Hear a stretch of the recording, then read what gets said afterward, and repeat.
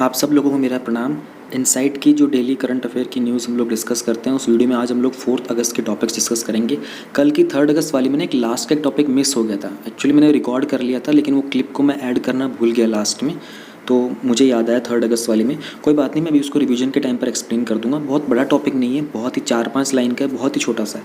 Actually में इतना important था भी नहीं, वो कहीं पर आएगा भी नहीं आपका। प्रीलिम स्पेसिफिक बेसिक आपको 1-2 वर्ड्स पता होने चाहिए उसके रिगार्डिंग, वो मैं आपको बता दूंगा अभी।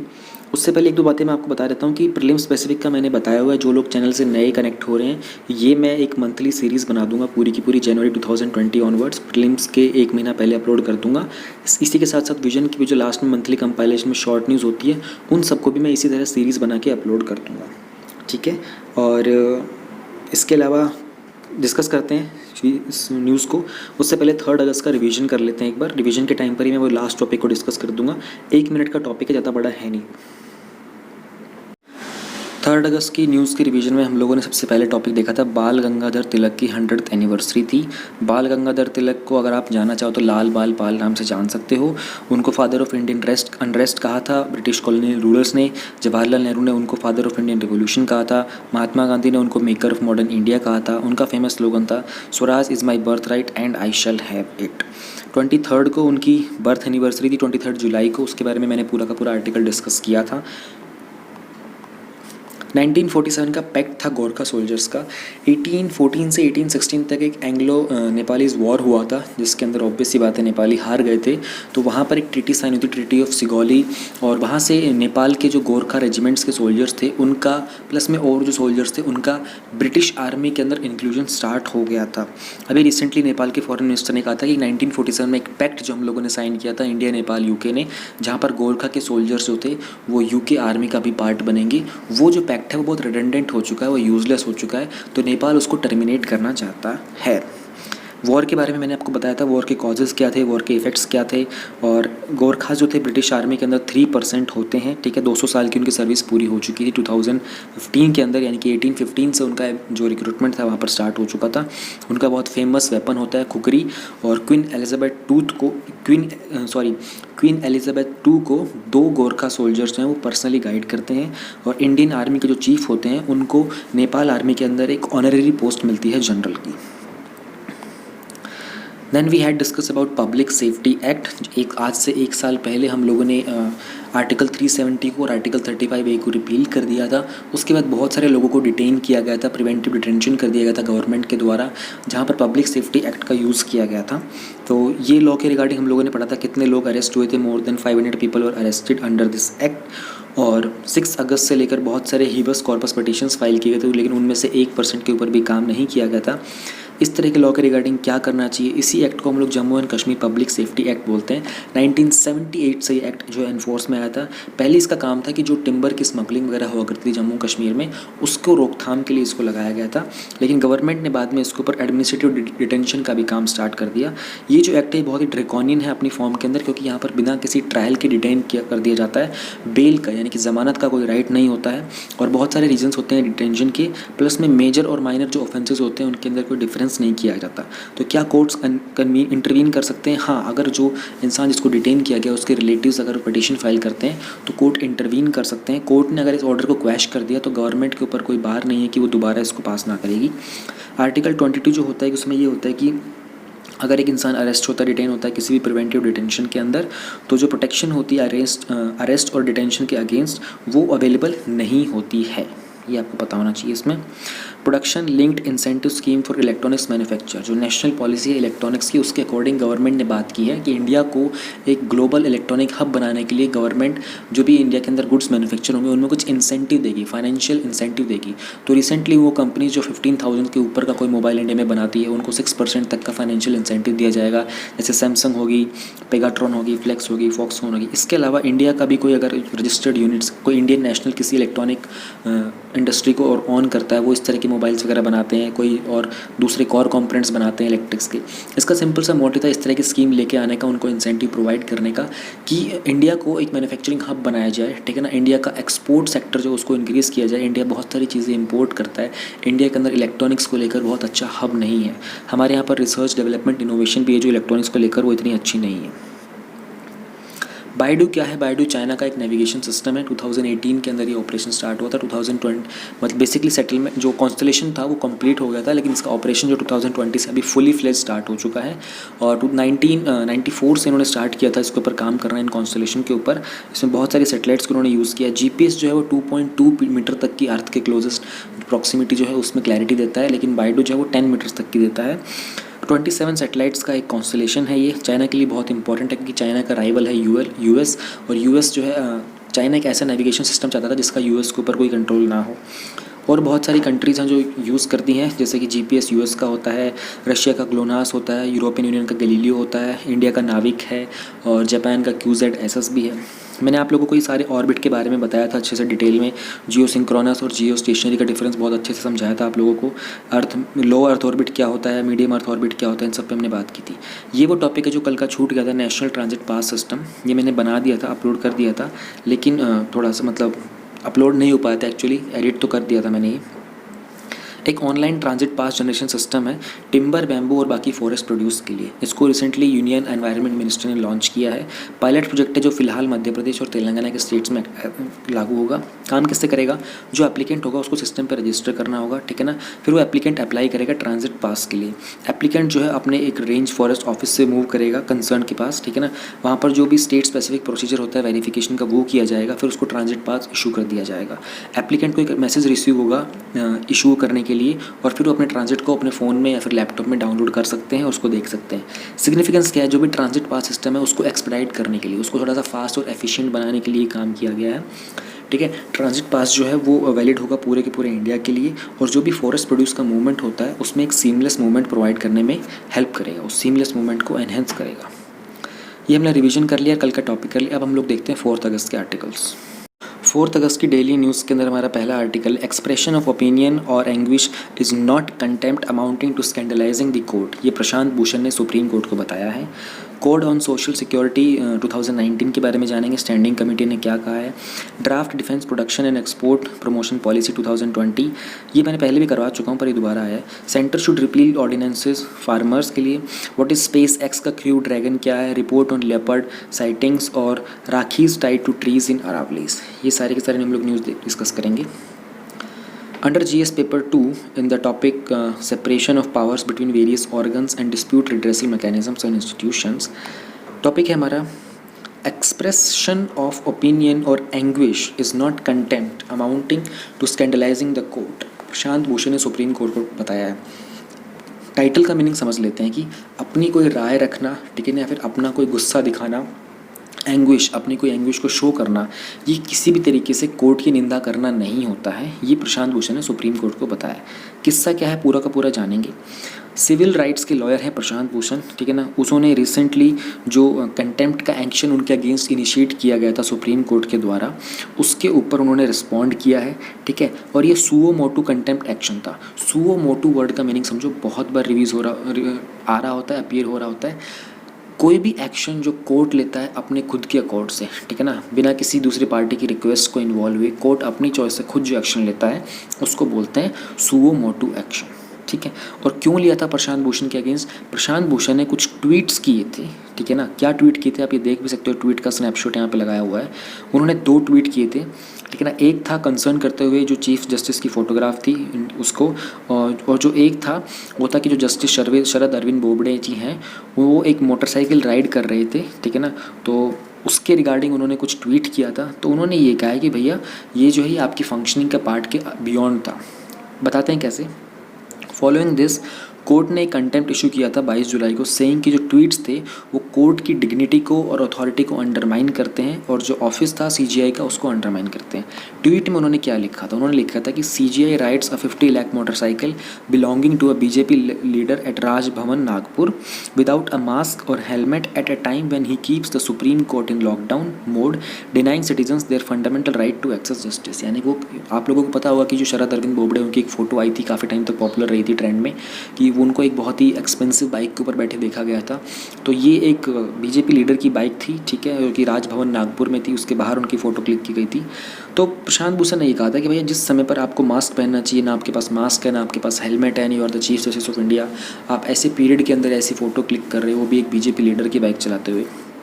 तो सुप्रीम कोर्ट ने उनके अगेंस्ट कोर्ट कंटेम्प्ट का नोटिस भेज दिया। कोर्ट कंटेम्प्ट का नोटिस मतलब क्या होता है? जब आप कोर्ट की डिग्निटी को क्वेश्चन करते हो, उसके ऊपर सवाल करते हो, उसकी निंदा करते हो। कंटेम्प्ट का मतलब होता है निंदा करना, ठीक है, और उसको डिसरिस्पेक्ट शो करते हो, तो कोर्ट आपको कोर्ट ऑफ कंटेम्प्ट का नोटिस देता है। इसमें करता क्या है कि बेसिकली आपको 6 महीने तक की जेल हो सकती है, 2000 रुपये तक का फाइन हो सकता है, या फिर दोनों भी किए जा सकते हैं।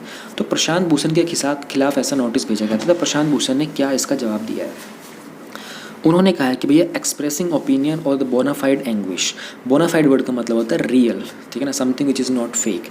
और उन्होंने कहा कि भैया अपनी राय रखना, ठीक है ना, अपनी एंग्विश को, अपने रियल एंग्विश को शो करना, ठीक है।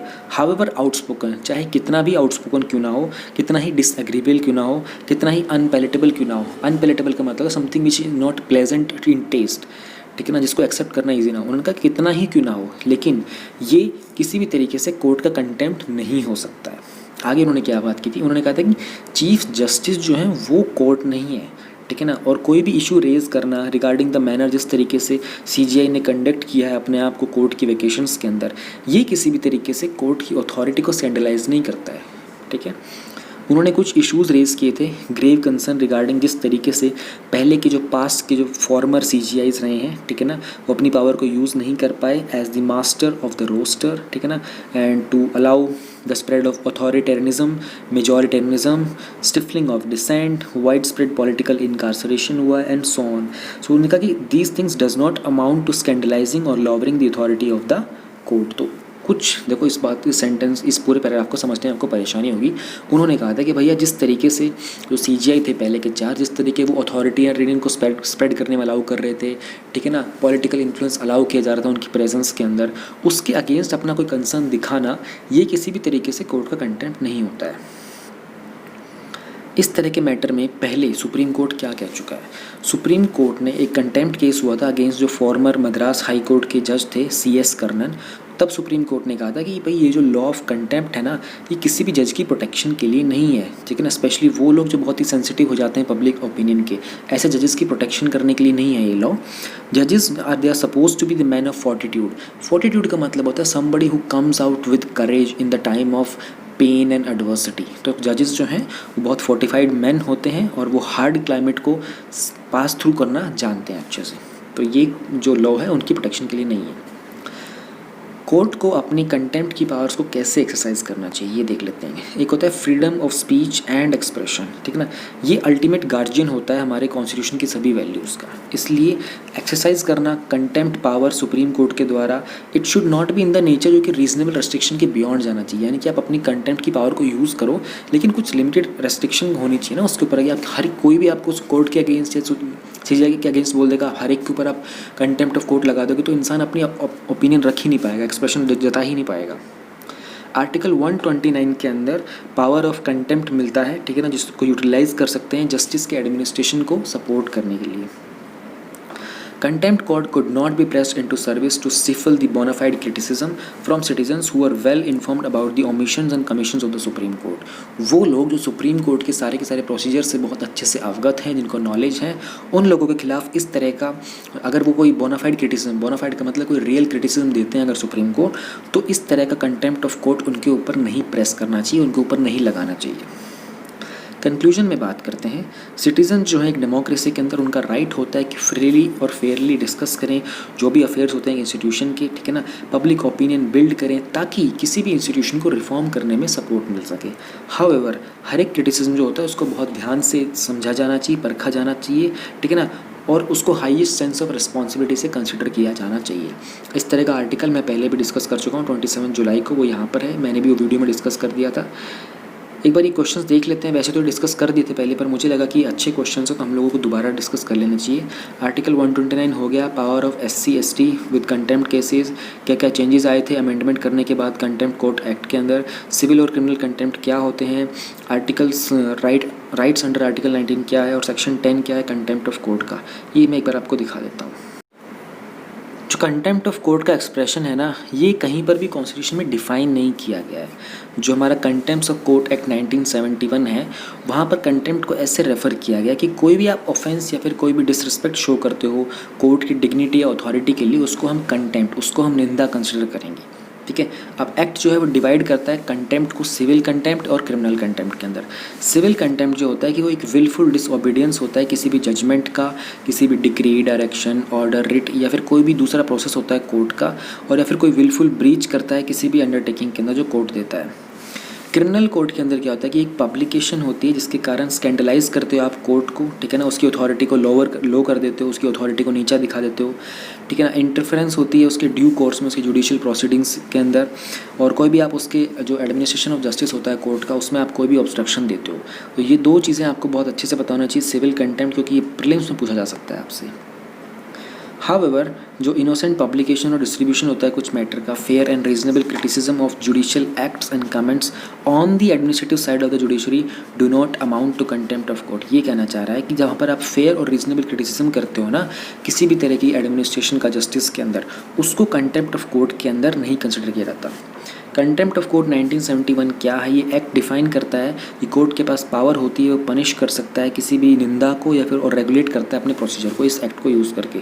इसको 2006 में अमेंड किया गया था, जहाँ पर डिफेंस ऑफ ट्रूथ इसके सेक्शन 13 में ऐड किया गया था ओरिजिनल लेजिस्लेशन के, implying that the court must permit justification by truth as a valid defence if it is satisfied that it is in the public interest. यानी कि अगर public interest के अंदर है, ये बात सेटिस्फाइड है, तो कोर्ट को अलाउ करना चाहिए कि इसका जो जस्टिफिकेशन हो, कोई ट्रुथ क्या है इसके पीछे अपने डिफेंस के लिए, उसको जस्टिफाई करना बहुत ज़रूरी हो जाएगा। तो परमिशन मिल सकती है इसकी कोर्ट के तहत। ये अमेंडमेंट किया गया था कि आपने जो भी कंटेम्प्ट किया था उसको आप जस्टिफाई करो कि उसके पीछे सच क्या है। पनिशमेंट क्या होती है कंटेम्प्ट ऑफ कोर्ट की? सुप्रीम कोर्ट और जो हाई कोर्ट होते हैं उनके पास पावर होती है कि वो पनिश कर सकते हैं कंटेम्प्ट ऑफ कोर्ट के अंदर। सिंपल सा इम्प्रिजन में दे सकते हैं 6 महीने का, या फिर फाइन कर सकते हैं 2000 का, या फिर दोनों। 1991 के अंदर सुप्रीम कोर्ट ने रूल किया था कि उसके पास पावर होती है पनिश करने के लिए कंटेम्प्ट के लिए, ना सिर्फ खुद को बल्कि हाई कोर्ट को, सबऑर्डिनेट कोर्ट को, ट्रिब्यूनल फंक्शनिंग को, पूरी कंट्री के अंदर। उसी के साथ साथ हाई कोर्ट जो होते हैं उनको स्पेशल पावर्स दी गई थी ताकि वो अपने सबऑर्डिनेट कोर्ट्स को पनिश कर सकते हैं, और ये पावर दी गई थी उनको section 9 of the contempt of code act 1971। जो भी हमने टॉपिक क्वेश्चन पढ़े थे सारे के सारे यहाँ पर कवर हो रहे हैं। Need of the contempt law देख लेते हैं एक बार। जो पर्पस है कंटेम्प्ट जुरिस्डिक्शन का, ये इसलिए होता है ताकि जो मेजेस्टी है और जो डिग्निटी है जुडिशरी की उसको मेंटेन रखा जाए।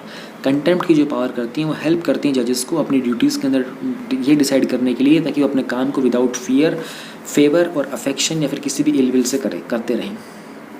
कॉन्स्टिट्यूशनल बैकग्राउंड के आर्टिकल 129 के अंदर सुप्रीम कोर्ट के पास पावर होती है कि वो पनिश कर सकता है कंटेम्प्ट ऑफ इटसेल्फ के लिए। आर्टिकल 142 के क्लोज टे के अंदर सुप्रीम कोर्ट के पास पावर होती है कि वो इन्वेस्टिगेट करता है, पनिश करता है किसी भी पर्सन को कंटेम्प्ट के लिए।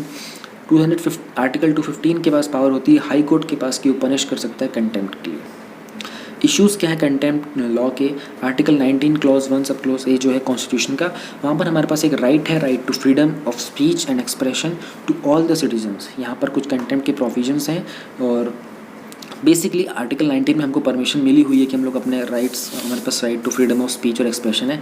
लेकिन जो कंटेम्प्ट के, जो निंदा के जो प्रोविजंस होते हैं जो कोर्ट के, वो लोगों की इस फ्रीडम को रोक देते हैं, इसको कर्ब कर देते हैं। ये जो लॉ है ये बहुत सब्जेक्टिव है, which might be use by judiciary arbitrary to suppress their criticism by the public. Arbitrary का मतलब होता है कि मन मर्जी से, यानी कि ये जो कानून है ना हमारा, ये बहुत सब्जेक्टिव है। तो सुप्रीम कोर्ट इस कानून को अपनी मर्जी से यूज़ कर सकता है अगर पब्लिक उसको क्रिटिसाइज करती है तो उस बात को दबाने के लिए। Now we have the topic Code on Social Security 2019. This topic is covered under government policies and interventions for the development in various sectors and the issues arising out of their design and implementation. Parliamentary Standing Committee जो labour के ऊपर consider की थी, उसने अपनी एक report submit की थी जो उनको बिल थमाया गया था code on social security 2019। Lok Sabha की जो स्पीकर हैं ओम बिरला, उनको उन्होंने रिपोर्ट सबमिट की है।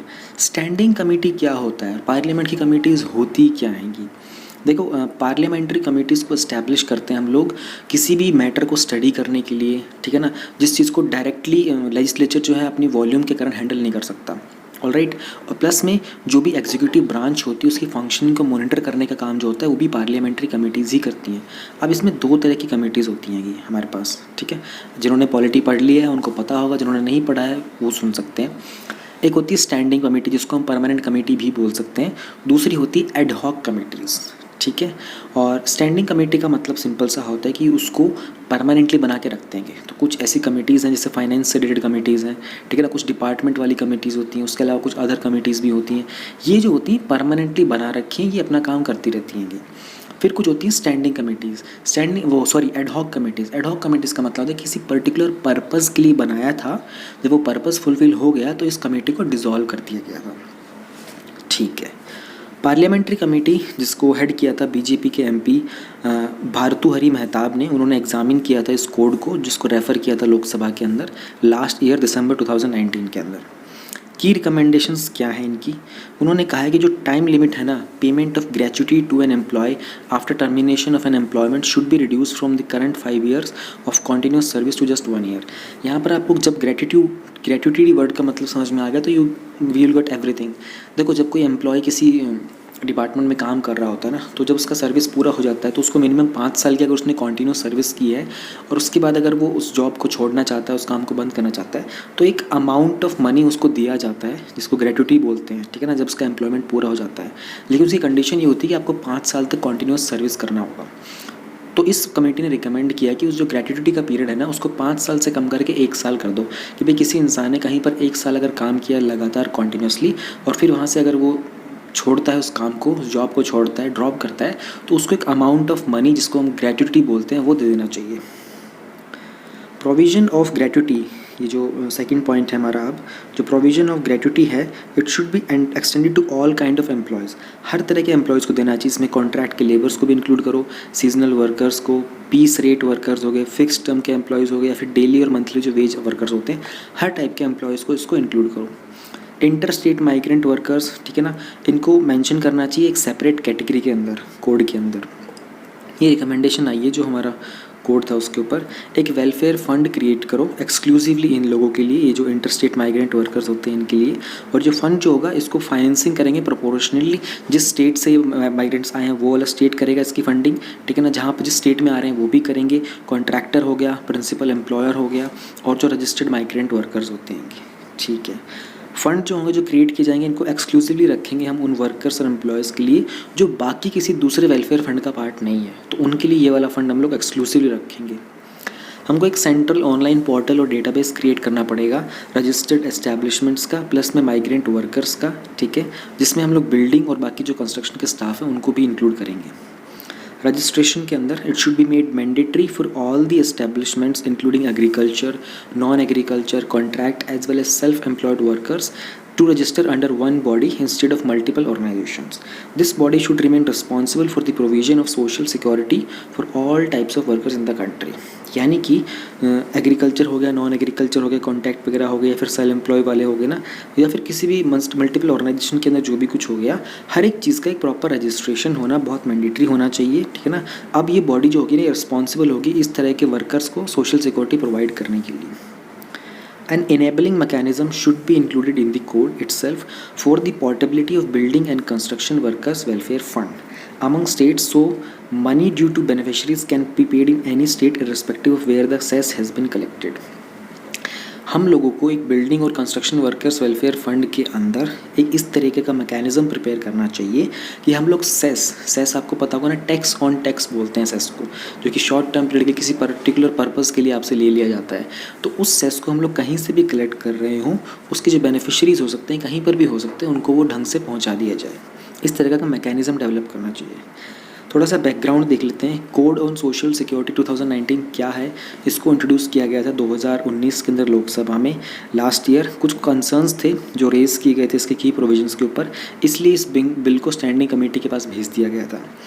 इस कोड का जो मेजर चीज़ें आपको जाननी चाहिए वो ये है कि पहले जो हमारे कुछ 9 लॉज थे ना सोशल सिक्योरिटी से रिलेटेड, लेबर वगैरह के, वर्कर्स वगैरह के, ठीक है ना, तो उसका फोकस था कि उनको अमेंड करना और उनको कंसोलिडेट कर देना। यानी कि 9 ऐसे लॉज हैं जिन सबको कंसोलिडेट करके हमने एक लॉ बना दिया है, ठीक है।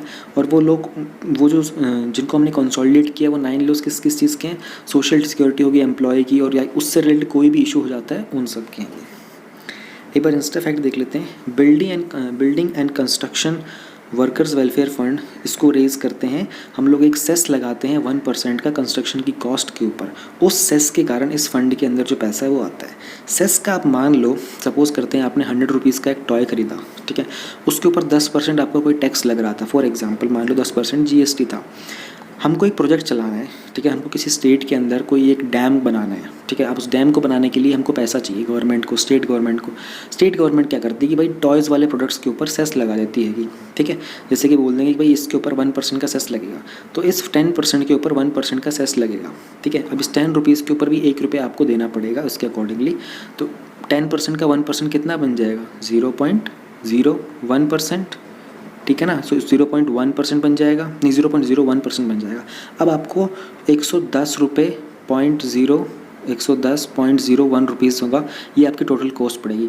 लेकिन जब इसके डैम के कंस्ट्रक्शन का जो पैसा वो पूरा इकट्ठा हो जाएगा, फिर इस सेस को हटा दिया जाता है, ठीक है। तो सेस जो होता है टेम्परेरी होता है, कभी कभी किसान सेवा के लिए कुछ बनाया जाता है, सेस चलते रहते हैं, कभी कभी रिक्वायरमेंट के लिए प्रोजेक्ट पूरा होता है तो उसका फिर बंद कर दिया जाता है।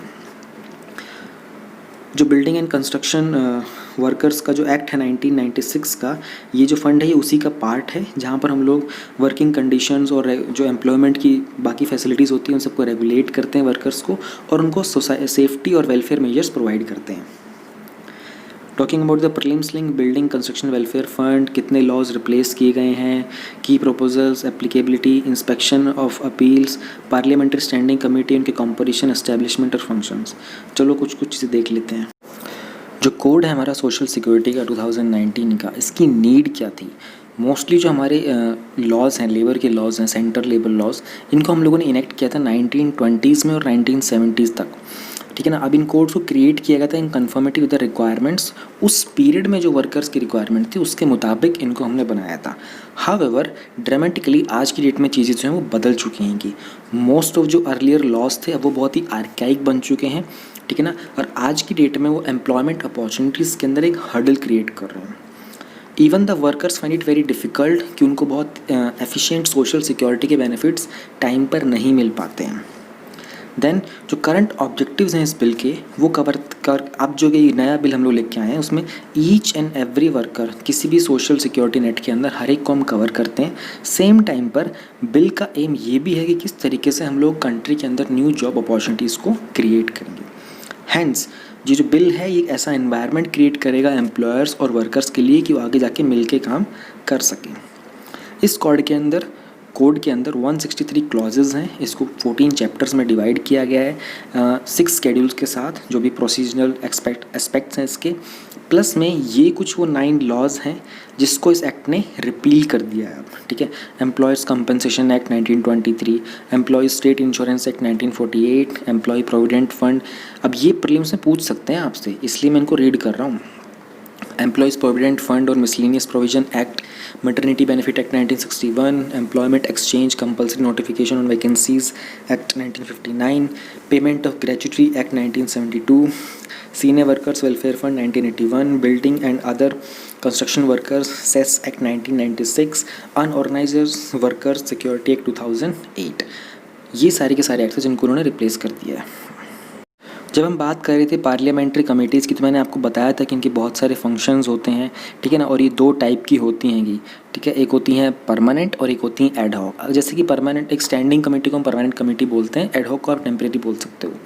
एक एग्जांपल देते हैं, कमेटी इन पब्लिक अकाउंट्स। इस कमेटी के अंदर 15 मेंबर्स होते हैं जिनको इलेक्ट करते हैं लोकसभा से, ठीक है ना, और 7 मेंबर्स इलेक्ट किए जाते हैं राज्यसभा के साथ। अभी मेंबर जो होते हैं इनको जो इलेक्ट करने का जो प्रोसेस है, जो प्रिंसिपल है, वो प्रोपोर्शनल रिप्रेजेंटेशन का है, यानी कि सिंगल ट्रांसपेरेंट वोट होती है दोनों ही हाउसेस के अंदर। इस कमेटी का जो टर्म पीरियड होता है वो 1 ईयर का होता है। चेयरमैन जो होते हैं इस कमेटी के वो अपॉइंट किए जाते हैं स्पीकर ऑफ लोकसभा के द्वारा, जो भी कमेटी के मेंबर्स होते हैं उनमें से। मेन फंक्शन इस कमेटी का होता है कि दे विल असर्टेन कि जो मनी जो ग्रांट किया गया है पार्लियामेंट को और जो स्पेंड किया है गवर्नमेंट के द्वारा, वो डिमांड की स्कोप के विदिन ही है। एक होती है हमारे पास एस्टीमेट कमेटी। एस्टीमेट कमेटी के अंदर 30 मेंबर्स होते हैं, इलेक्ट किए जाते हैं हर साल लोकसभा से, ठीक है ना। और जो मेंबर्स होते हैं इनको इलेक्ट करते हैं, जो प्रिंसिपल है वही प्रोपोर्शनल रिप्रेजेंटेशन का ही, ठीक है, सेम चीज़ें होती हैं। इसका भी 1 ईयर का टर्म पीरियड होता है। मेन फंक्शन जो होता है वो होता है कि इकोनॉमीज़ को रिपोर्ट करना, ठीक है, ऑर्गेनाइजेशन के अंदर क्या इम्प्रूवमेंट चाहिए, एडमिनिस्ट्रेटिव रिफॉर्म की एफिशिएंसी और जो भी कंसिस्टेंसी है हमारी पॉलिसी के साथ, और वो उसके साथ जो एस्टिमेट्स हैं दे मे बी इफेक्टेड और नॉट इफेक्टेड, इन सब के ऊपर काम करना। इस तरीके से बहुत सारी कमेटीज़ होती हैं, सबकी डिफरेंट कॉम्पोजिशंस होती हैं। मैं एक एक के बारे में बता नहीं पाऊँगा, ये बहुत लंबा लेक्चर बन जाएगा यहाँ पर, इसलिए बट मैंने आपको आइडिया दे दिया है। Now we have draft defence production and export promotion policy. Simple सा पहले तो ये देख लेते हैं किस टॉपिक के अंदर है ये होता है government policies and interventions for the development in various sectors and issues arising out of the design and implementation. ठीक है, एक बार इसको जान लो। देखो, मिनिस्ट्री ऑफ डिफेंस जो है ना, उनका एक प्रोसेस है जिसमें उन्होंने एक ड्राफ्ट बनाया कि इंडिया के अंदर हम डिफेंस का प्रोडक्शन जो है वो इंक्रीज़ कर दें, एक्सपोर्ट जो है वो इंक्रीज़ कर दें। इंडिया अभी बहुत लार्ज अमाउंट के अंदर वेपन्स को इंपोर्ट करता है। हम उस पॉलिसी को रिवर्स करना चाहते हैं, हम प्रोडक्शन हाउस बनना चाहते हैं ग्लोबल लेवल के ऊपर मिलिट्री इक्विपमेंट्स का, ताकि हम एक्सपोर्ट ज़्यादा करें। तो एक्सपोर्ट को प्रमोट करने के लिए एक ड्राफ्ट है, इसके बारे में जान लेते हैं। मिनिस्ट्री ऑफ डिफेंस ने फॉर्मुलेट किया और रिलीज़ किया है ड्राफ्ट डिफेंस प्रोडक्शन और एक्सपोर्ट प्रमोशन पॉलिसी 2020 DPEPP। बहुत याद रखना, बहुत इंपॉर्टेंट है। इट इज़ एनवाइसेज्ड मैंने आपको हर बार बताता रहता हूँ। एनवाइसेज वर्क का मतलब होता है परिकल्पना। ऐसी परिकल्पना की जा रही है as overarching the guiding document. Overarching guiding document का मतलब है कि अपने आप में एक बहुत ही कॉम्प्रिहेंसिव और ऑल इंक्लूसिव जिसको बोल सकते हैं, ये उस तरीके का डॉक्यूमेंट है मिनिस्ट्री ऑफ डिफेंस का, जहाँ पर हमको डिफेंस की जो प्रोडक्शन कैपेबिलिटीज़ हैं और कंट्री की जो सेल्फ रिलायंस और एक्सपोर्ट्स हैं ना, उन सब के रिगार्डिंग फोकस्ड, स्ट्रक्चर्ड और एक सिग्निफिकेंस थ्रस्ट मिलेगा इस डॉक्यूमेंट से हमको। ठीक है, पॉलिसी ने कुछ फॉलोइंग गोल्स और ऑब्जेक्टिव्स बताए थे। ठीक है, देख लेते हैं। टू अचीव अ टर्नओवर, किस चीज़ के अंदर टर्नओवर मिलेगा? एरोस्पेस और डिफेंस गुड्स एंड सर्विसेज में 2025 तक हमने एक टारगेट रखा है कि हम 1,75,000 करोड़ का टर्नओवर अचीव करना चाहते हैं। अगर हम इसको बिलियंस में बात करें तो ये 25 बिलियन US के इक्विवेलेंट होगा। इंक्लूडिंग हम लोग एक्सपोर्ट करना चाहेंगे 35,000 करोड़ का, which will be equivalent to 5 billion US। एक डायनामिक, रोबस्ट और कॉम्पिटिटिव डिफेंस इंडस्ट्री डेवलप करने के लिए, ठीक है, जिसमें हम लोग एरोस्पेस और नेवल शिप बिल्डिंग की इंडस्ट्री को भी इंक्लूड करेंगे, जहां पर हम लोग आर्म्ड फोर्सेस के क्वालिटी प्रोडक्ट्स को केटर करेंगे।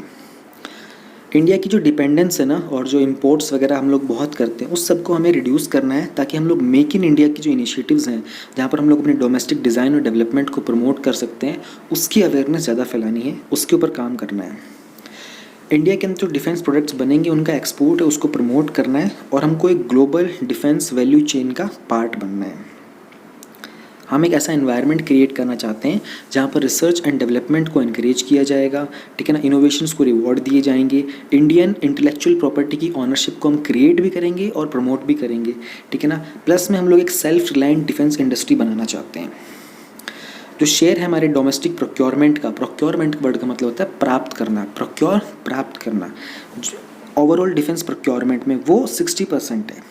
ठीक है, इसको एनहेंस करने के लिए जो प्रोक्योरमेंट है डोमेस्टिक इंडस्ट्री से, हमने incumbent that procurement is doubled. देखो यहाँ पर समझने की बात है, ये इनकम्बेंट हो जाएगा, ये नेसेसरी हो जाएगा कि जो प्रोक्योरमेंट है जितना हम प्राप्त करना चाहते हैं उसको हम डबल कर दें। करंटली हम लोग 70,000 जो करोड़ का जो डिफेंस का इक्विपमेंट्स होता है वो इंडिया के डोमेस्टिक से प्रोक्योर करते हैं।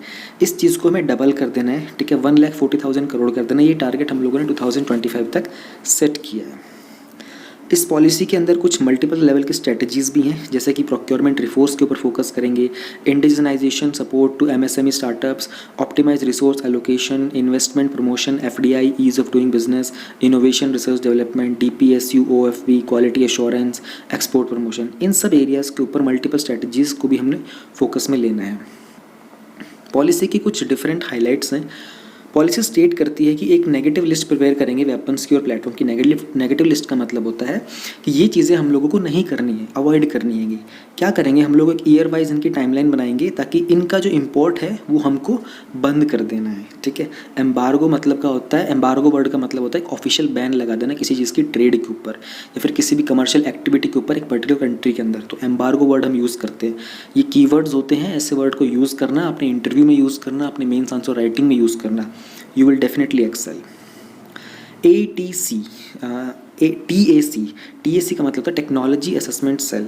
ये क्रिएट किया जाएगा। इसका काम क्या होगा, जो भी हमारी इंडस्ट्रियल कैपेबिलिटी होती है ना, कितना हम डिज़ाइन कर सकते हैं, कैसे डेवलप करेंगे, कैसे प्रोड्यूस करेंगे, प्लस में जो भी प्रोडक्शन होती है हमारे मेजर सिस्टम्स की, आर्मर्ड व्हीकल्स की, इनकी री इंजीनियरिंग करना, सबमरीन्स की, फाइटर एयरक्राफ्ट, हेलीकॉप्टर हो गए, रडार्स हो गए मेजर इंडस्ट्रीज़ के, इन सब की सारी पॉलिसी वगैरह को काम करेंगे। ये सारा का सारा काम होगा हमारे टेक्नोलॉजी असेसमेंट सेल के अंदर। इसका काम होगा इस टेक्नोलॉजी को असेस करना। Then we have a project management unit PMU। इसे हम सेटअप करना चाहेंगे। यहाँ पर हम रिप्रेजेंटेशन रखेंगे सर्विसेज का, ताकि ये एस्टिमेट किया जाए जो डेवलपमेंट और प्रोडक्शन करनी है, ठीक है ना, स्पेसिफिकेशंस को लेकर, और उसमें क्या क्या टेक्नोलॉजीज इन्वॉल्व करनी है, लाइफ साइकिल का कितना कॉस्ट होने वाला है, मेंटेनेंस में कितनी रिक्वायरमेंट है, किस किस प्लेटफॉर्म के ऊपर मेंटेनेंस की रिक्वायरमेंट है, कितना इक्विपमेंट है, कितने वेपन सिस्टम्स हैं, इन सब के लिए एक प्रोजेक्ट मैनेजमेंट यूनिट होगी हमारे पास। फंक्शंस प्रपोज्ड PTU का, who will notify, proposed goals, other की प्रपोजल्स, सब हमने कवर कर लिए हैं। अंडर GS पेपर 3 हमारे पास है centre should repeal the ordinances farmers. ये टॉपिक कवर होता है हमारा। Issues related to direct and indirect farm subsidies, minimum support prices, public distribution system objectives, functioning, limitation, revamping, issues of buffer stocks and food security, technology missions, economics of animal rearing करके। तो topic के अंदर सीधी सी बात ये कही गई है कि गवर्नमेंट ने कुछ समय पहले कुछ ऑर्डिनेंसेस लेके आए थे। ऑर्डिनेंसेस वर्ड को समझने की कोशिश करो, ठीक है। ऑर्डिनेंस का मतलब होता है कि जब प्रेसिडेंट ऑफ इंडिया किसी पर्टिकुलर लॉ को प्रोमलगेट करते हैं, प्रोमलगेट का मतलब होता है कि by authority by order announce करना।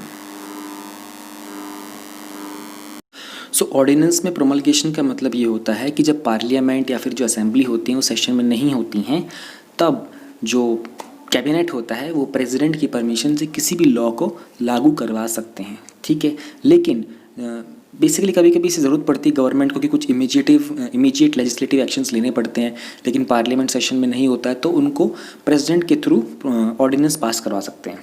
अब ये जो ऑर्डिनेंस होते हैं ना, इनका काम क्या होता है कि जैसे ही पार्लियामेंट दोबारा लगेगा ना, पार्लियामेंट के सेशन दोबारा होंगे, रीअसेंबलिंग होगी, तब पार्लियामेंट को विदिन 6 वीक्स, ठीक है ना, इस ऑर्डिनेंस जो हमने पास किया था जब पार्लियामेंट सेशन में नहीं था, उसको पास करना पड़ेगा। अगर 6 वीक्स के अंदर पार्लियामेंट उसको पास नहीं कर पाता है तो वो जो लॉ था वो इनवैलिड हो जाएगा, या फिर अगर वो दोनों हाउस मिलकर के उसको इनवैलिड प्रूव कर देते हैं तो भी वो इनवैलिड हो जाएगा, ठीक है। 1950 से लेकर 2040 तक की अगर हम बात करें तो टोटल 679 ऑर्डिनेंसेस थे जो इशू किए जा चुके थे। ऑलराइट, तो अभी ये कौन सा इशू था जिसके ऊपर क्या बात की गई थी? ऑल इंडिया किसान संघर्ष कोऑर्डिनेशन कमेटी है, AIKSCC, उन्होंने अनाउंस किया था कि एक कॉरपोरेट लीव फार्मिंग कैंपेन चलाएंगे पूरी कंट्री के अंदर 9 अगस्त को। सॉरी एकदम से पता नहीं कुछ हो गया। सेंट्रल गवर्नमेंट के जो रिसेंट ऑर्डिनेंसेस थे ना एग्रीकल्चर और फार्मर इश्यूज़ के ऊपर, उनके रिगार्डिंग वो एक कैंपेन चलाएंगे। इशू क्या था? जून 2020 के अंदर सेंट्रल गवर्नमेंट ने इंट्रोड्यूस किए थे 3 ऑर्डिनेंसेस, ताकि फार्मर्स की जो एग्रीकल्चर रिफॉर्म्स लाने के लिए, ठीक है ना, फार्मिंग के अंदर फार रीचिंग एग्रीकल्चर रिफॉर्म्स लाने के लिए। और वो क्या क्या थे? एक था एसेंशियल कमोडिटीज़ में अमेंडमेंट किया था, ठीक है। एक था farmers produce trade and commerce promotion and facilitation ordinance आया था। एक आया था farmers empowerment and protection agreement on the price assurance and farm services ordinance. इन तीनों के बारे में हल्का हल्का डिटेल में हम लोग नीचे जानेंगे अभी डिटेल में। ये जो एक्टिविस्ट थे ना, इन्होंने अपना कंसर्न दिखाया, अपना डिसअपॉइंटमेंट दिखाया है। उन्होंने कहा कि भाई ये जो रिफॉर्म पैकेजेस हैं ना, ये उनकी फार्मर्स की प्रॉब्लम को सॉल्व नहीं कर रहे हैं, इंस्टेड एग्जैजरबेट कर रहे हैं।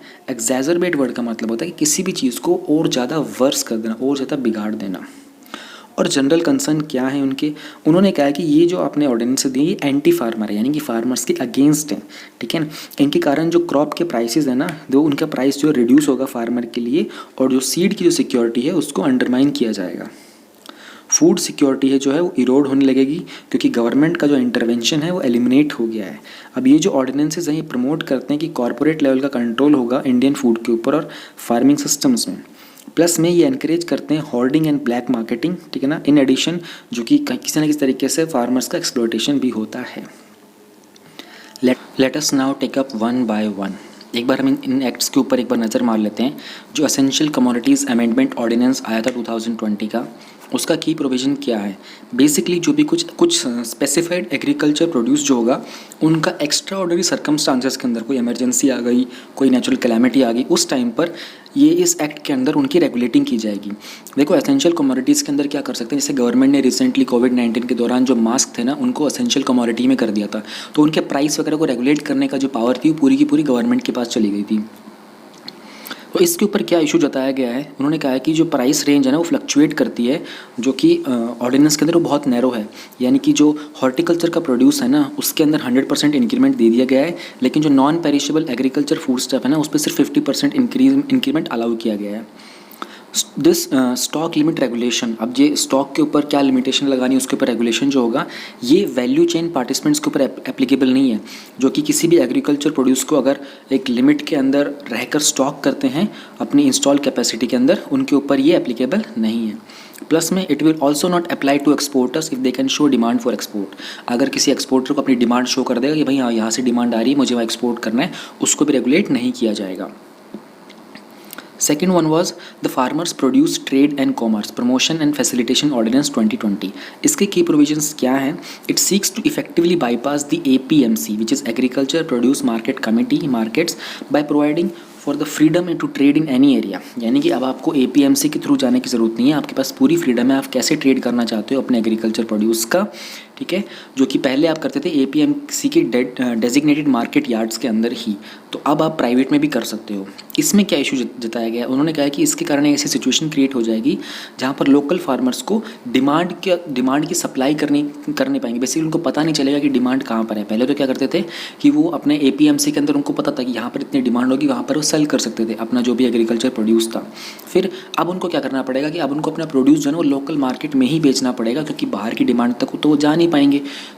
प्रॉब्लम ये होती है ना, मोस्टली जो फार्मर्स होते हैं बहुत मार्जिनल लैंड ओनर्स होते हैं, उनके पास इतनी फैसिलिटी नहीं हो सकती है कि वो अपने प्रोड्यूस को लेकर डिफरेंट लार्ज डिस्टेंसेस तक ट्रैवल करें, तो वो APMC में आते हैं, वहाँ पर लोकल मार्केट के अंदर आते हैं और जो MSP होता है, मिनिमम सपोर्ट प्राइस होता है, उसी के तहत वो बेच देते हैं। लेकिन जब आपने प्राइवेट ऑप्शंस ओपन कर दिए हैं, ठीक है ना, और APMC का कोई रोल ही नहीं है, तो क्या होगा कि इनको लोकल मार्केट में ही वही चीज़ एक MSP से भी नीचे आकर बेचनी पड़ेगी। हैंस उनको फोर्स करना पड़ेगा कि वो MSP से नीचे आके लोकल मार्केट में खुद को बेचें। जो फार्मर्स हैं, next is farmers empowerment and protection agreement on the price assurance and farm services ordinance 2020। इसके की प्रोविजंस क्या हैं? It seeks to create a legal framework for the contract farming in India. Contract farming में क्या होता है ना कि बेसिकली कोई भी एक फर्म वगैरह होती है वो कॉन्ट्रैक्ट लेती है फार्मर से कि आपकी इस लैंड के ऊपर इतने पर्टिकुलर पीरियड तक हम लोग ये वाली फसल बोएंगे, इतने टाइम तक ऐसे ऐसे करेंगे और आपको हम उसका उतना पैसा दे देंगे, तो वो कॉन्ट्रैक्ट ले लेते हैं उसका। तो उसके रिगार्डिंग एक लीगल फ्रेमवर्क सेटअप करने की बात की गई है। यहाँ पर दो ब्रॉड कंसर्न निकल के आते हैं। पहला, ये प्रिंसिपल कंसर्न जो है ना कॉन्ट्रैक्ट फार्मिंग का, ये नेगोशिएटिंग पावर के ऊपर बेस्ड होता है। तो उन्होंने कहा है कि जो इंडिविजुअल फार्मर्स होते हैं ना वो इतने इक्विप्ड नहीं हो सकते कि वो किसी बड़ी पावरफुल फर्म के साथ नेगोशिएट कर पाएंगे। उनको जितना सेटलमेंट करवा दिया जाएगा वो बेचारे चुपचाप सुन लेंगे और इसके कारण क्या होता है, उनका नुकसान होने लगेगा। सेकंड, जो ऑर्डिनेंस बोलता है कि जो क्वालिटी के पैरामीटर्स होंगे ना ये भी म्यूचुअली डिसाइड किए जाते हैं दो पार्टीज़ के एग्रीमेंट के ऊपर ही कॉन्ट्रैक्ट फार्मिंग के अंदर। लेकिन जो क्वालिटी का एस्पेक्ट होगा ना ये बहुत क्रूशियल हो जाएगा, क्योंकि कुछ कॉर्पोरेट्स होंगे वो एक यूनिफॉर्मिटी मेंटेन करके रखना चाहेंगे, क्योंकि उनको तो मार्केट में सेल करना है, उनको कमर्शियल साइड से मतलब है, उनको बिजनेस से मतलब है। उस चीज़ का नुकसान क्या होगा, उसमें डाइवर्सिफिकेशन नहीं आ पाएगा। एग्रो इकोलॉजिकल जो डाइवर्सिटी है कंट्री के अंदर, वहाँ पर नुकसान होना स्टार्ट हो जाएगा।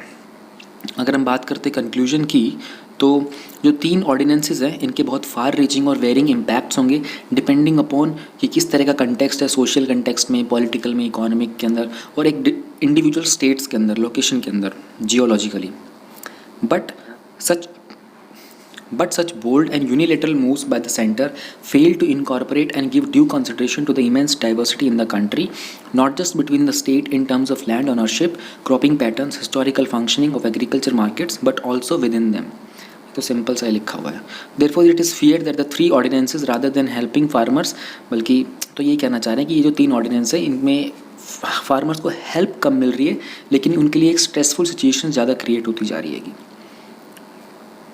प्रीलिम्स लिंक के ऊपर देख लेते हैं।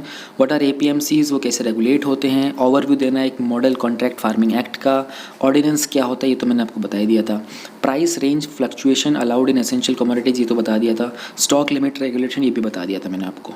तो आपको एक बार APMC के बारे में बात कर लेते हैं और मॉडल कॉन्ट्रैक्ट फार्मिंग एक्ट के बारे में बात कर लेते हैं। Agriculture produce market committee APMC एक मार्केटिंग का बोर्ड होता है जिसको स्टेट गवर्नमेंट एस्टैब्लिश करती है। देखो स्टेट गवर्नमेंट APMC एक्ट का यूज़ करती है और उसको फिर रेगुलेट करती है स्टेट गवर्नमेंट। ताकि फार्मर्स को हम ये बात इंश्योर कर सकें कि उनका किसी भी लार्ज रिटेलर्स के द्वारा कोई एक्सप्लॉयटेशन नहीं किया जा रहा है, एज वेल एज हम ये भी इंश्योर करें कि फार्मर को अपने जो रिटेल प्राइस है वो एग्जैक्टली मिल रहा है, जो मिनिमम सेल प्राइस होता है, मिनिमम सपोर्ट प्राइस होता है, वो उनको मिल रहा है। First sale of agriculture produce can occur only at the market yards, यानी कि आप APMCs, बेसिकली APMCs जो होता है वो स्टैब्लिश करता है, मंडीज़ बनाएगा, यार्ड्स बनाएगा, जहाँ पर आकर फार्मर अपने प्रोड्यूस को, एग्रीकल्चर प्रोड्यूस को सेल करता है। इससे फ़ायदा क्या होता है कि बीच में जो इंटरमीडिएट्स होते हैं ना, वो बीच में हट जाते हैं, तो उनका जो कमीशन वगैरह होता है वो बच जाता है, तो फार्मर के पास एक अच्छी खासी रकम पहुंच जाती है। कि पहले ये प्रॉब्लम हुआ करती थी, लोग डायरेक्टली फार्मर से ख़रीद लेते थे।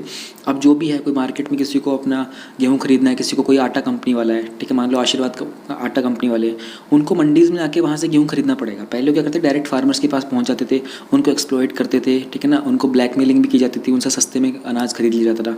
फिर गवर्नमेंट APMC का कॉन्ट्रैक्ट लेके आई। अब APMC को सभी स्टेट्स ने अच्छे से लागू नहीं किया है, तो इंटर स्टेट के अंदर भी इशू चल रहा है, ठीक है। इसी के कारण हम लोग E-NAM के ऊपर काम कर रहे हैं एंड एक यूनिफाइड लेवल के ऊपर इसको, यूनियन लेवल के ऊपर इसके ऊपर काम किया जा रहा है।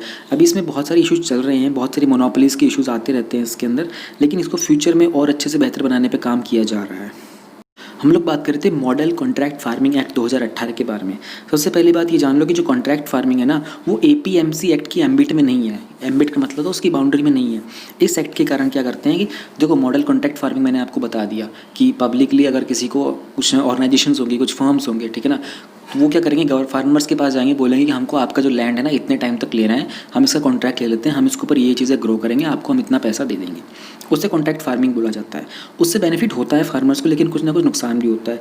तो protection of the farmers interest, उनको प्रोटेक्ट करने के लिए, तो क्योंकि दो पार्टीज नेगोशिएट करती हैं कॉन्ट्रैक्ट फार्मिंग के लिए, तो कॉन्ट्रैक्ट का मतलब जब भी जहाँ भी कॉन्ट्रैक्ट होगा वहाँ नेगोशिएशंस होंगे, तो फार्मर का जो साइड होता है ना वो वीक पड़ जाता है। उसके इंटरेस्ट को प्रोटेक्ट करने के लिए गवर्नमेंट ने मॉडल कॉन्ट्रैक्ट फार्मिंग एक्ट लेके आए थे 2018 का। Registering and agreement recording committee या फिर कोई ऑफिसर होता है इस पर्पज़ के लिए, डिस्ट्रिक्ट लेवल पे, ब्लॉक लेवल पे, तालुका लेवल के ऊपर, वहाँ पर ऑनलाइन रजिस्ट्रेशन होता है, जो भी स्पॉन्सर होता है, और रिकॉर्डिंग की जाती है एग्रीमेंट की, ठीक है। जो कॉन्ट्रैक्ट प्रोड्यूस होता है उसको कवर करते हैं हम लोग क्रॉप लाइफ स्टॉक इंश्योरेंस के अंदर, ठीक है। कोई भी परमानेंट स्ट्रक्चर नहीं बना सकते फार्मर के लैंड के ऊपर कॉन्ट्रैक्ट फार्मिंग के अंदर। No right title of interest of the land shall vest in the sponsor, जो भी स्पॉन्सर करेगा उस कॉन्ट्रैक्ट फार्मिंग को, उसके नाम पर कोई भी लैंड वगैरह नहीं किया जाएगा। प्रमोशन ऑफ फार्मर, इसके कारण क्या होता है कि फार्मर FPOs जो होते हैं, फार्मर प्रोड्यूसर ऑर्गेनाइजेशन होते हैं, FPCs होते हैं, फार्मर प्रोड्यूसर कंपनीज हो सकते हैं, ठीक है, इनको मोबिलाइज करते हैं, स्मॉल और मार्जिनल फार्मर्स को प्रोवाइड किया जाता है, इनकी प्रमोशन की जाती है ये। तो मॉडल कॉन्ट्रैक्ट फार्मिंग का जो एक्ट है बेसिकली उनके इंटरेस्ट को प्रोटेक्ट करने के लिए होता है। What is SpaceX crew dragon, ये टॉपिक हम कवर करते हैं अवेयरनेस इन स्पेस के अंदर। SpaceX का जो क्रू ड्रैगन स्पेसक्राफ्ट था, एस्ट्रोनॉट्स बॉब बैंकेन और डॉग हर्ले के ऑन बोर्ड स्प्लैश डाउन हुआ था गल्फ ऑफ मैक्सिको के अंदर संडे को 2 अगस्त को। ये है क्या, 2020 में मई में क्रू ड्रैगन जो था ये पहला स्पेस व्हीकल बन गया था जिसने ह्यूमंस को अमेरिकन सॉइल से आफ्टर 9 ईयर्स लॉन्च किया था। बेसिकली एक प्राइवेट फर्म, SpaceX जो एक प्राइवेट कंपनी है, नासा जो है वो यूनाइटेड स्टेट्स की गवर्नमेंट कंपनी है, और इसको बनाया था एलन मस्क की कंपनी SpaceX ने। ये नासा का जो प्लान है ना, जहाँ पर वो स्पेस स्टेशन के फ्लाइट्स जो हैं वो प्राइवेट कंपनीज़ को हैंड ओवर करना चाहते हैं, उस पूरे के पूरे प्लान का एक पार्ट है ये। इन पर्टिकुलर जो SpaceX है उसको जो फंडिंग आई थी वो नासा के कमर्शियल क्रू प्रोग्राम से आई थी, जो कि 2010 में स्टार्ट किया गया था। क्यों स्टार्ट किया गया था? पब्लिक प्राइवेट पार्टनरशिप को फोस्टर करने के लिए, ताकि स्पेस एक्सप्लोरेशन को एनहेंस किया जा सके। बैकग्राउंड क्या है, जो क्रू ड्रैगन है ये इवॉल्व हुआ है एक अर्लियर डिज़ाइन से जिसको बोलते हैं हम ड्रैगन 1। ये लॉन्च हुआ था 20 टाइम्स एक मिशन के ऊपर कार्गो डिलीवर करने के लिए। ISS है हमारा इंटरनेशनल स्पेस स्टेशन। तो 2012 से लेकर 2020 तक ये 20 बार लॉन्च हुआ था। कार्गो लेकर जाता, सामान लेकर जाता था अर्थ से इंटरनेशनल स्पेस स्टेशन तक। इंटरनेशनल स्पेस स्टेशन जो है ये कुछ कंट्रीज़ का एक बनाया हुआ स्पेस स्टेशन है। जापान हो गया, यूरोपियन यूनियन हो गया, रशिया हो गया, US हो गया। इन्होंने क्या किया है कि स्पेस के अंदर एक काइंड ऑफ एक रेजिडेंस बना रखा है। आप कह सकते हो कि स्पेस में एक होम है ये। यहाँ पर एस्ट्रोनॉट्स रहते हैं, ठीक है। वो लोग रिसर्च करते हैं कि स्पेस में किस तरह की लाइफ रहती है, कि कुछ वीक्स तक रहते हैं, कुछ मंथ तक रहते हैं, कुछ ईयर्स तक भी रहते हैं। तो ये इसका अगर हम एरिया की बात करें इस इंटरनेशनल स्पेस स्टेशन के बारे में, तो तकरीबन इसके जो एंड्स हैं तो ये अराउंड एक फुटबॉल ग्राउंड के जितने हैंगे। इसमें कुछ 5 बेडरूम्स के आसपास इन्होंने एलोकेट किया हुआ है। बहुत सारे स्पेस स्टेशंस पहले भी जा चुके थे, ठीक है। रशिया ने सबसे पहली बार लॉन्च किया था 1971 के अंदर, यूएस ने भी बाद में बहुत किए थे। करंटली जो ऑपरेशनल है ना वो ISS ही है, उसका नाम इंटरनेशनल स्पेस स्टेशन है। हर कंट्री ने अपने अपने स्पेस स्टेशन वहाँ पे लॉन्च किए हुए थे।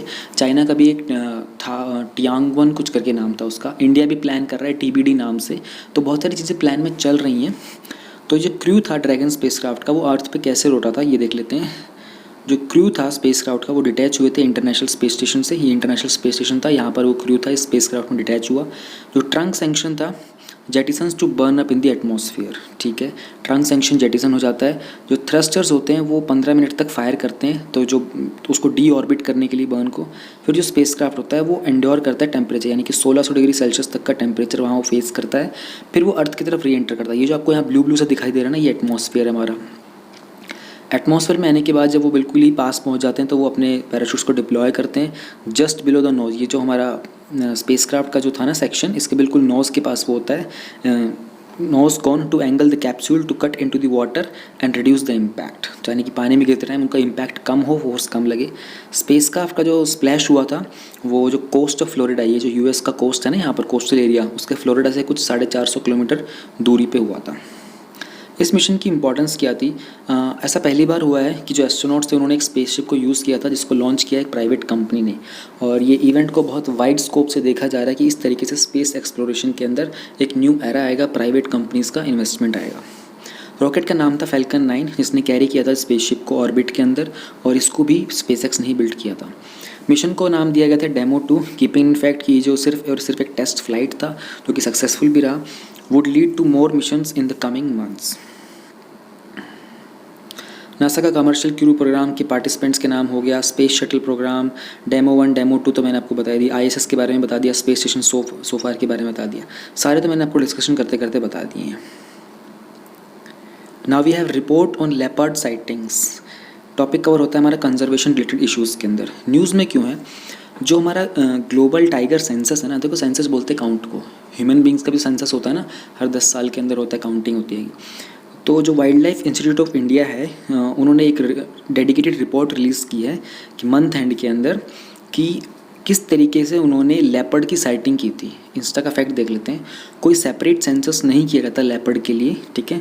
जो क्वाड्रीएनियल टाइगर सर्वे होता है ना, क्वाड्रीएनियल का मतलब होता है 4 साल में एक बार होने वाला टाइगर सर्वे, वो एस्टिमेट करता है कि कितने पॉपुलेशन है अदर एनिमल्स की इंक्लूडिंग लेपर्ड्स, रिलाइंग ऑन जो भी कैमरा के अंदर जो भी इमेजेस ट्रैप हो जाती हैं उसके अंदर मेन एम तो उनका टाइगर का ही था, लेकिन उसके अलावा कैमरे में जो भी इमेजेस ट्रैप हो जाती हैं उसी के साथ उन्होंने लेपर्ड की भी साइटिंग्स बताई है। एस्टिमेटेड लेपर्ड्स कितने हैं इंडिया के अंदर? जो लास्ट फॉर्मल कंसेंसस हुआ है इंडिया के अंदर लेपर्ड्स का, वो कंडक्ट हुआ था 2014 के अंदर, जिसमें एस्टिमेट किया गया था कि जो इस लेपर्ड की जो पॉपुलेशन है वो 12,000 से 14,000 के बीच में है। फिर उन्होंने एस्टिमेट किया था कि 8,000 जो लेपर्ड्स हैं वो टाइगर हैबिटेट की विसिनिटी में, यानी कि उसके आसपास ही टाइगर हैबिटेट के। प्रेजेंट जो मेथडोलॉजी है उसके साथ इश्यूज़ क्या हैं? Conducting leopard survey along with the tiger survey is problematic as the former is adapted to living on the edge of forest and human habitats unlike the tiger which is an elusive creature. इस तरह के सर्वे करने में problem इसलिए आती है क्योंकि दोनों का हैबिटेट थोड़ा डिफरेंट है। टाइगर जो है वो एकदम इल्यूसिव क्रिएचर है, यानी कि वो छुपा छुपा सा क्रिएचर रहता है, ठीक है। लेकिन जो लेपर्ड होता है वो थोड़ा सा फॉरेस्ट के बाउंड्री के पास रहता है, एग्रीकल्चर एरिया होगा वहाँ पर रहेगा। This had led to the gross errors in estimating the true number of leopards. अब ये थोड़ा सा एरिया हैबिटेट डिफरेंट होता है, जिसके कारण जो काउंट होता है ना उसमें थोड़े एरर आ जाते हैं। But why is it difficult to hold leopard census directly? Leopard जो है ना वो एक हैबिटेट शेयर करते हैं दोनों के साथ, टाइगर के साथ भी और ह्यूमन के साथ भी, यानी कि वो प्रोटेक्टेड एरियाज़ में रहते हैं as well as agriculture field में भी आपको मिल जाएंगे, स्क्रब लैंड में, रिवर इंट्रैक्ट में मिल जाएंगे। इसलिए बहुत डिफ़िकल्ट होता है कि इतना जब उनका वाइड डिस्ट्रीब्यूशन होता है ना उसकी पॉपुलेशन का, तो उनका काउंट कर पाना बहुत डिफ़िकल्ट होता है। इसके बिसाइड्स जो सब्सटेंशियल नंबर्स हैं लेपर्ड्स के वो भी बहुत ज़्यादा वेल डिस्ट्रीब्यूटेड हैं, इसलिए एक सेपरेट तरीके से इनका सेंसस कर पाना इतना नेसेसरी भी नहीं होता है। तो फिर क्या किया जाना चाहिए? What needs to be done? देख, इंडिया की जो लेपर्ड पॉपुलेशन है ना, maybe only 1/10 of what it was little over a century, यानी कि 100 साल से पहले जितने भी हमारे लेपर्ड्स थे आज उसके सिर्फ 1/10 ही रह गए हैं। इसका कारण बहुत सारी चीज़ हो सकती हैं। कैटास्ट्रॉफिक डिक्लाइन भी हुआ है ह्यूमन प्रेशर के कारण। Instead of conducting a new leopard census, the cause of the leopard would be served better if conservation strategies were made a priority of policy decision decisions. वो ये कहना चाह रहे हैं कि कोई सेंसस करने से तो अच्छा है, आप ऐसा क्यों नहीं कर देते कि आपकी जो कंजर्वेशन स्ट्रेटजीज़ है ना उनको पॉलिसी डिसीजंस में प्रायोरिटी दे दो। सेकंड कह रहे हैं कि एक स्ट्रिंजेंट पॉलिसी एक्शन होना चाहिए ताकि जो भी रिटायरेटरी किलिंग्स होती हैं और जो पोचिंग और ट्रेड होता है ना उन सबको कम किया जाए। पोचिंग का मतलब समझते हो ना, शिकार वगैरह। Given the threats the animal faces today, ranging from conflicts with humans, poaching, habitat loss to availability of prey, an initiative similar to Project Tiger is required for the cat। वो कहना चाह रहे हैं जिस तरीके की आज की इनकी कॉन्फ्लिक्ट्स हो रहे हैं ह्यूमन के साथ, एनिमल के, प्लस में शिकार हो रहा है और इनका हैबिटेट का लॉस भी हो जाता है, तो जैसे हम लोगों ने प्रोजेक्ट टाइगर चलाया था उसी तरीके से हमको सिमिलर सा ही एक प्रोजेक्ट लेपर्ड भी चलाना चाहिए। कुछ फैक्ट्स देख लेते हैं लेपर्ड्स को लेकर। साइंटिफिक नेम जो होता है इसका पैंथेरा पार्डस होता है। ये शेड्यूल 1 में है हमारे इंडियन वाइल्ड लाइफ एक्ट के 1972 के, और ये साइट्स का जो अपेंडिक्स 1 है वहाँ पर लिस्टेड है, और IUCN की रेड लिस्ट में ये वल्नरेबल है। 9 सब स्पीशीज़ जो हैं लेपर्ड की वो रिकॉग्नाइज की गई हैं, और वो अफ्रीका और एशिया में अलग अलग जगह पर डिस्ट्रीब्यूटेड हैं। IUCN स्टेटस, साइट, सब species, various schedules, tiger census, IUCN red list category. चलो देखते हैं, साइट्स के बारे में देख लेते हैं। साइट्स एक मल्टीलेटरल ट्रीटी है, इसकी फुल फॉर्म है convention on international trade in endangered species of wild फोना एंड फ्लोरा। फ्लोरा बोलते हैं प्लांट्स को, फोना बोलते हैं एनिमल्स को, ठीक है। 183 कंट्रीज़ ने इसको साइन किया हुआ है। हेडक्वार्टर इसके स्विट्ज़रलैंड के अंदर हैं, और इवॉन ह्यूगेरो इसकी सेक्रेटरी जनरल हैं 2018 से, और वो पनामा की रहने वाली हैं, ठीक है।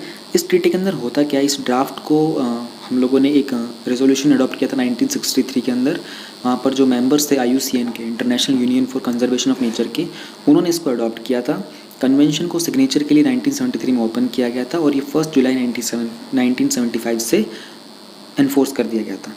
इसमें इसका एम ये होता है कि कोई भी जो स्पेसिमेंट्स होते हैं ना वाइल्ड एनिमल्स के, प्लांट्स के, वो उनका जो ट्रेड हो रहा होता है उसके ट्रेड के कारण उनके जो सर्वाइवल है ना उसके ऊपर कोई नुकसान नहीं होना चाहिए, उसके ऊपर कोई इम्पैक्ट नहीं आना चाहिए।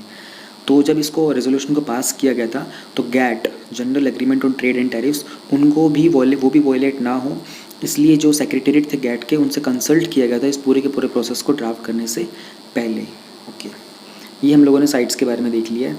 अब हम देखते हैं सब स्पीशीज़ लेपर्ड के। अमूर लेपर्ड कुछ इस तरीके होता है, African leopard, Persian leopard, Sri Lankan leopard, Arabian leopard, Indian leopard, Indo Chinese leopard. अब एक एक के बारे में डिटेल में बताऊंगा तो ये वीडियो बहुत लंबी चली जाएगी, इसलिए मैं आपको थोड़ी सी फ़ोटोज़ दिखा सकता हूँ। थोड़ा डिफरेंस होता है इनके बॉडी के जो स्किन का टेक्सचर होता है उसके में थोड़ा डिफरेंस होता है।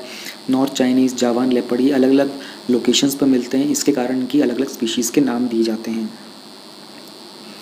Let's talk about wild life protection act के जो स्केड्यूल्स होते हैं उनके बारे में। सॉरी, शेड्यूल 1 और जो पार्ट 2 है शेड्यूल 2 का, यहाँ पर एब्सोल्यूट प्रोटेक्शन मिलती है। कोई भी आप ऑफेंस नहीं कर सकते, और यहाँ पर हाईएस्ट पेनल्टी लग सकती है अगर आपने किसी भी वाइल्ड लाइफ को हर्ट किया तो, किसी भी तरीके का वाइल्ड लाइफ की बात की जा रही है। शेड्यूल 3 जो होता है और शेड्यूल 4 जो होता है, यहाँ जो स्पीशीज़ लिस्टेड होती हैं ये भी प्रोटेक्टेड होती हैं, लेकिन यहाँ पर पेनल्टी थोड़ी सी कम हो जाती है। शेड्यूल 5 के अंदर जो एनिमल्स होते हैं उनको हंट करने की परमिशन होती है, और शेड्यूल 6 जो होता है ये स्पेसिफाइड एंडेमिक प्लांट्स होते हैं शेड्यूल के अंदर, जहाँ पर उनका कल्टीवेशन और प्लांटिंग जो है वो प्रोहिबिटेड होती है। टाइगर सेंसस यानी कि टाइगर का जो काउंट है इंडिया के अंदर, वो नेशनल टाइगर कंजर्वेशन अथॉरिटी करता है हर 4 साल में एक बार। देन लेट्स टॉक अबाउट जो IUCN की रेड लिस्ट की कैटेगरीज हैं उनके अंदर एक कैटेगरी होती है हमारी एक्सटिंक्ट। एक्सटिंक्ट हम तब बोलते हैं कि जो लास्ट इंडिविजुअल होता है ना टैक्सन, वो बिल्कुल डेड हो जाता है, यानी कि अब उसके बाद उनको प्रिज्यूम कर लिया जाता है एक्सटिंक्ट अगर उनका किसी भी सर्वे के अंदर, कोई भी अप्रोप्रिएट टाइम्स के अंदर, सीजनल एनुअल में कोई उनका रिकॉर्ड नहीं मिलता है। तो एक्सटिंक्ट इन द वाइल्ड का मतलब होता है कि वो पर्टिकुलर टैक्सन जो है, यानी कि वो एनिमल और या फिर जो भी प्लांट्स वगैरह होते हैं, जो भी रेप्टाइल है, बर्ड है, वो वाइल्ड लाइफ के अंदर, वाइल्ड एरिया के अंदर वो एक्सटिंक्ट हो चुका है, लेकिन किसी कल्टिवेशनल एरिया के अंदर वो अभी भी सर्वाइव कर रहा है। Then we have critically endangered.